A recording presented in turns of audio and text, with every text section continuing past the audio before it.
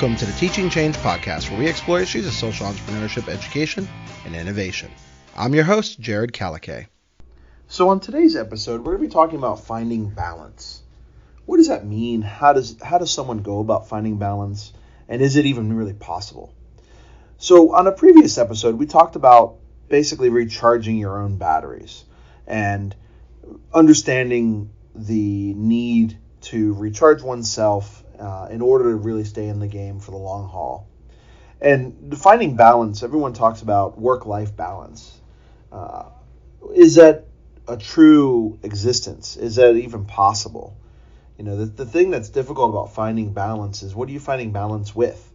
So a lot of times people talk about their personal life and their work life, you know, and then balancing the two, or balancing one's family life with their friends' lives, or balancing your work life with your family, friends, personal life, all those kinds of things. I think it's really a work in progress for pretty much everyone. I don't know of anyone that really would say honestly they have found complete balance, because it's an ever moving target, right? You feel like you're doing pretty well, and then you get thrown a curveball. You feel like you're on top of the world, and then all of a sudden you backslide or tumble down the front of the hill all the way down to the bottom. And so it's kind of a constant struggle, a constant battle to try to figure out where is your balance and where can it be. I know for me in my life as a professor, as a social entrepreneur, as a father, as a husband, as a son, balance is ever elusive many times. I'm trying to constantly figure out what's the right amount of work to put in here, whether it be in my personal life or whether it be in my work life, whether it be in my academic life, so forth and so on. And I think that it's probably a healthy conversation to have with yourself. And not only with yourself, but also with your family and with your friends, if you have a partner, so forth, to really try to figure out what right now in this exact stage of my life, what does balance look like? What could balance look like? And I don't know I don't think it's going to be a perfectly balanced thing. Like I'm thinking about a seesaw, you know, and I'm looking for, you know, at what point is a seesaw completely horizontal with the ground? Very rarely have I ever in my life, and all the playgrounds that I've taken my kids to, and probably all the playgrounds that I've ever gone to as a child myself, have I ever seen a seesaw exactly horizontal with the ground. And so using that as a metaphor for life, is it possible to have a perfectly balanced life? To have your work, have your academics, or your extracurricular activities, your clubs, your organizations, the things you do on the weekends, your family, all the requirements that go along with having a family and so forth. Is it ever going to be a possibility that it's going to be perfectly imbalanced? I don't think so. I think the answer to that question is no. And the reason why I say that is because I think at certain times it naturally should not be in balance completely, right? You've got a deadline in work, and so that's probably going to, you know, coming up, it's going to take a little bit more energy from you. One of your children gets sick, if you're fortunate to have kids, or, you know, one of your dogs or animals gets sick, or your partner gets sick, or you get sick, then, you know, obviously that's going to take energy away from your work. If you're on a softball league, or you're in a bowling league, or, you know, anything like that, if something goes wrong with that, or you're having a tough season or a tough go of it, that might take more energy to try to remedy that situation, try to get better at whatever it is that you're trying to do, right? And so I think it's natural to kind of oscillate between projects and activities and things that you're doing, and not necessarily be super caught up with everything has to be 50-50, you know, exactly even across the board, or 33, 33, 33, and don't forget about the third in each one of those. That's probably not a healthy way to do things. I think much healthier is to realize that with each season, different things are going to be taking our energy and our focus. And so what we need to do, and what I need to do, I'm more telling myself than I am my listeners, is to realize that every season requires different things from us, and that we need to be able to focus on those things and not feel guilty about that, and paying more attention to one thing over another. Realizing that the season will pass, and that there'll be a new season, and the new season will require something different of us. I think that's what true balance is. I think in the end, that's what will really matter. What do we spend our time doing, and how we do it on a day-to-day basis is important. But I think in the long run, it's much more important that we're in balance on the long haul, the long term versus short term. So many things in this world come down to the long term versus short term. What can we get done now in the short term? Whatever that looks like, if that's a day, a week, 30 days, 90 days, a quarter, or whatever it might be, versus the long term. What will matter a year from now? What will matter 2 years from now, or 4 years from now? That short term versus long term folds into the seasons, and that concept I was talking about earlier, with trying to figure out what the season of now is, and how you can find balance overall in those seasons. With this being said, I'm not advocating that anyone forget that they have a family for 6 months to get a project done at work. That's not what I'm saying. That probably wouldn't bode very well for you, or your family for that matter. Likewise, I'm not suggesting that you forget about the fact that you have to go to work from 9 to 5 or whatever your work looks like, because something's going on in your personal life. But rather, maybe there's a day or two that you need to spend in the office only, and not worrying about other things. And maybe the exact opposite. There's a day or two or so that you need to spend away from the office, and not worrying about anything but your personal life or your family life. And being honest with yourself, and being honest with those around you, both your employer or the folks you work with, and also your family, about kind of where you are, I think is good. And I think that's a healthy scenario. I think a lot of times people try to deal, especially men that I know, myself included, try to deal with everything on their own. I know I get caught in that often, where I'm trying to deal with things completely by myself. If I'm not able to do this in work, then people will think less of me. They won't think I'm as effective. They won't think I'm as good as I would like them to. If I can't deal with something in my personal life, in my family life, well, what will that mean? Does that mean I'm not a good husband? I'm not a good father? I'm not a good son? So forth. All these kind of negative concepts, negative thoughts that kind of could go and permeate our minds, exists when we're trying to find a balance that may not be exactly possible. But when we're open and we're honest with the people that are in our lives, whether they be employees, employers, people we work with in general, our families, our friends, about where we are and what season we believe we are in, and kind of what's on our plate, I believe that we will more easily find balance in our own lives. And in doing so, we'll be much more successful on all fronts. And so I'm really curious, and I'm really interested to find out from you all as my listeners, as our listeners, what do you see balance as? Do you believe finding balance is possible? What does finding balance mean to you? One of the things that I basically grew up on as a professional in higher education was taught to us in graduate school. And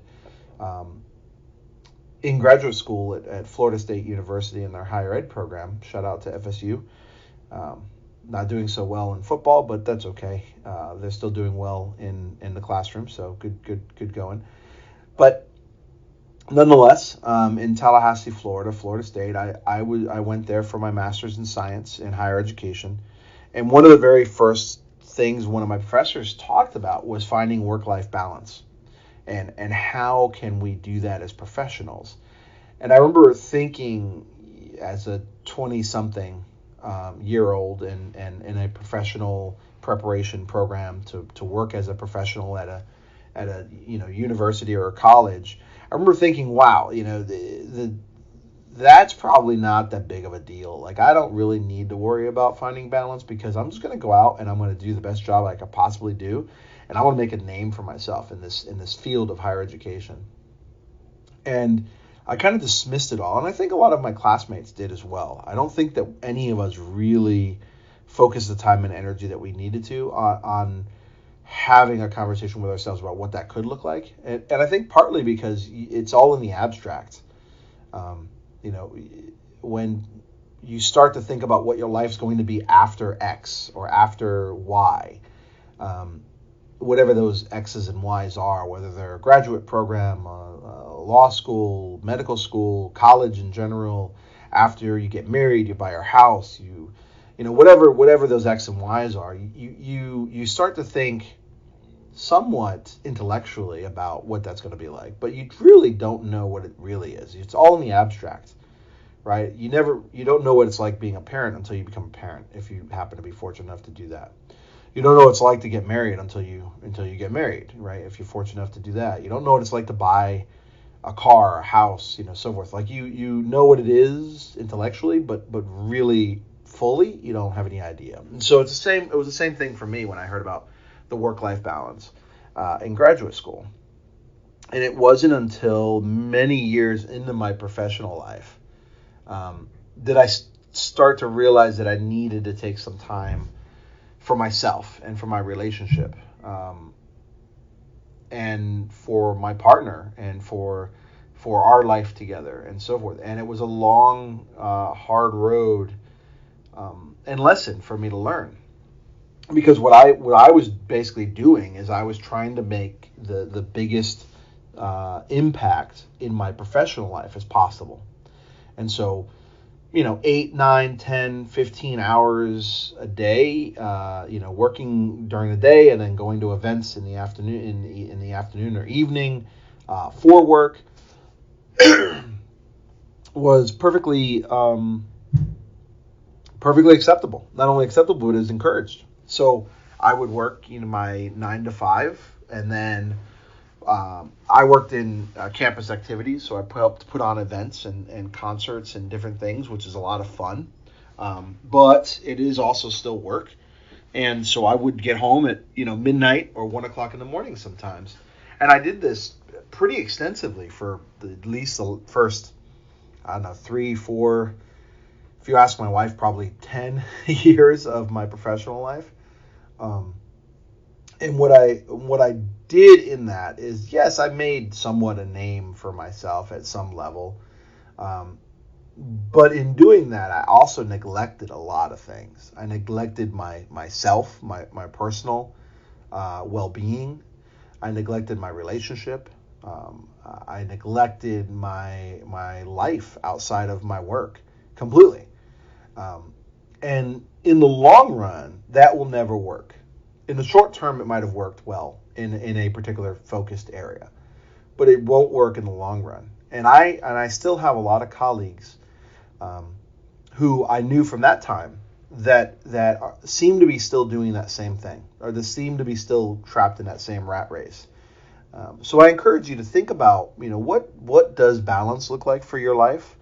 What season are you in of that balance? Where do you think you need greater balance? Where do you think you need less balance? Do you feel like you're in pursuit of that balance for yourself? And I would argue that, and ask you, is if you don't feel balanced, do you feel rewarded by that imbalance, or are you burdened by that imbalance?